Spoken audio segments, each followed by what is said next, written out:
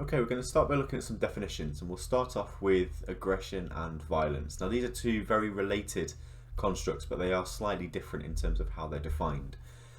Beginning with aggression, then, aggression is simply a behaviour that has the intention to cause harm or to hurt somebody else or to appear superior to others, to make the aggressor appear superior to somebody else. Now, there's no necessity for physical injury. The kind of designation of aggression comes from the fact that there is an intention to cause harm. Whether or not there's injury is almost irrelevant in that kind of definition of aggression, and it can be motivated by a range of different factors.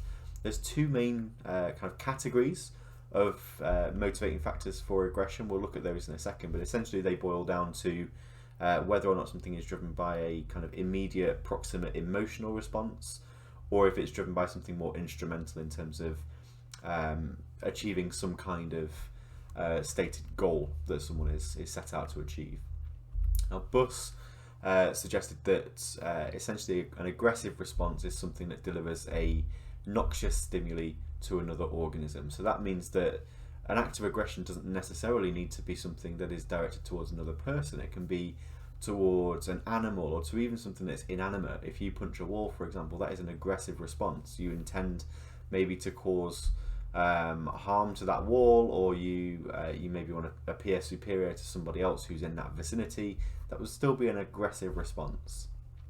Now, obviously, aggression can involve accidental injury, but the intent to cause injury is what is kind of, or the intent to cause harm or to kind of deliver this noxious stimuli, whether that's a physical injury or something that is more mental. So in terms of, I don't know, causing something where people might feel intimidated by you.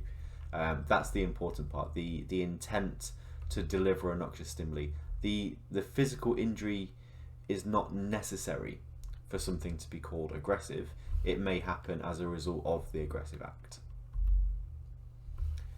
So this is a really nice definition, I think, from Anderson and Bushman in 2002. So what they suggest is that human aggression is any behaviour directed towards another individual that is carried out with the proximate or immediate intent to cause harm.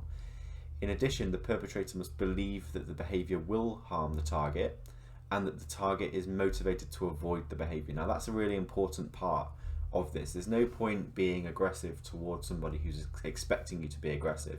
If that's the case, then you're not delivering something that's noxious to them in kind of Buss, in that Buss definition.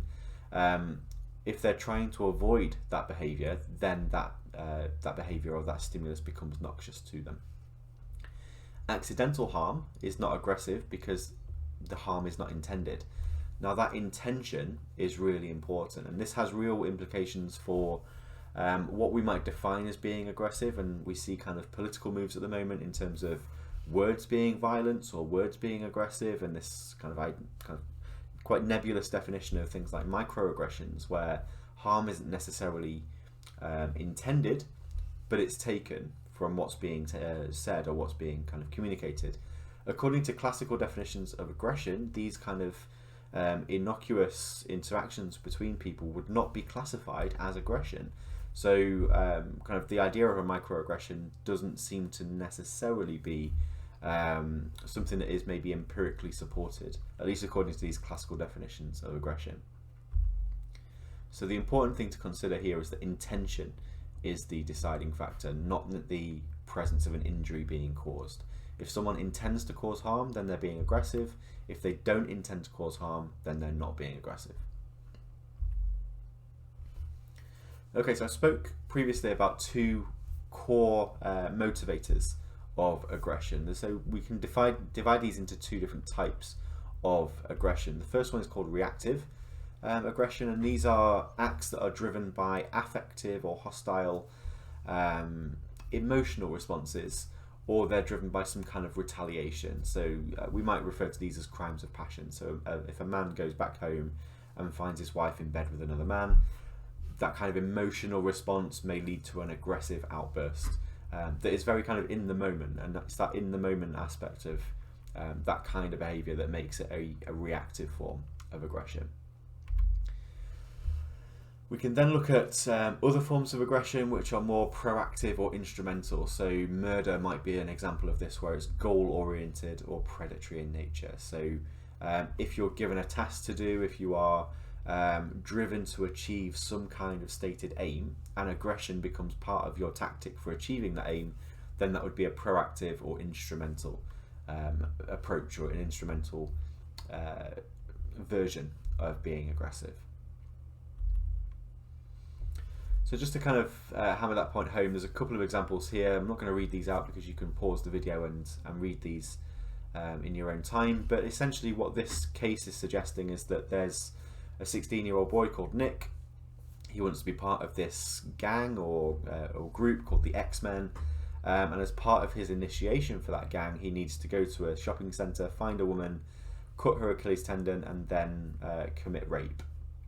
Now this would clearly be an example of instrumental aggression. This violence, or the aggression that's being enacted here, has a very clearly stated goal of initiation into the gang. So that stated goal, or the fact that there is an aim as a result of this aggression, means that this would be classified as an instrumental act of aggression. We can contrast that with Jeff, who is a student on a bus. There's a kind of group of guys who are on the bus who are calling him names, teasing him, kind of making fun of him, and he has this real kind of emotional response to this. He's in front of a girl that he finds attractive, and what he does is, in the moment, because of all this kind of teasing and the emotions that he feels as a result of that, he acts out and he punches the guy who is kind of the ringleader of this group. Very clearly a reactive case of aggression, in that it's very situationally driven. He doesn't necessarily act in a way that is driven by a particular goal. So he's not trying to achieve anything necessarily. He's just acting out as a result of his emotional response in that particular moment. Now we can contrast aggression with violence purely by saying that violence is aggression that has an extreme harm as its goal. So death or murder or something like that. So what we can say is that all violence is aggression, in that all violence is motivated by an intention to cause harm, but not all aggression is violent. And that's a really important distinction to make, in that we can act in an aggressive way where we don't mean to cause extreme harm, but if we're intending to cause extreme harm, then we have an intention to hurt. So that kind of juxtaposition between violence and aggression, really the key difference is the extent to which harm is meant. So to give you an example, some of these behaviours are not necessarily too clear cut. So pushing a child off a bike, for example, most people would say that that is aggressive, and we would probably all agree with that, in that if you push a child off a bike, they're probably going to be harmed, and if that was your aim, then it would be an aggressive act. Now, the context under which you do this would dictate whether or not this would be classified as a violent act. So for example, if you were to push a child into a hedge, for example, they're probably not going to be caused extreme harm as a form of that. It's very unlikely that they're likely to die as a result of that, for example.